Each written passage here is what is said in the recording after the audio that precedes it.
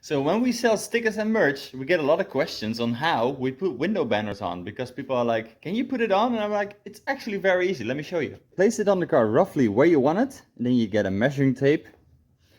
And you make sure this side is the same distance from the trim as the other side. So when you have a tape line here as a reference, and on the other side, you tape it in the middle as a split point. Then you peel it off until the half. Then you get your knife and you cut away the paper here at the edge. And after you've done that, you can simply work your way from the middle to the outside by pressing it on, pushing all the air out. Because you have this little tape, you have your reference point where you somewhat want to end up.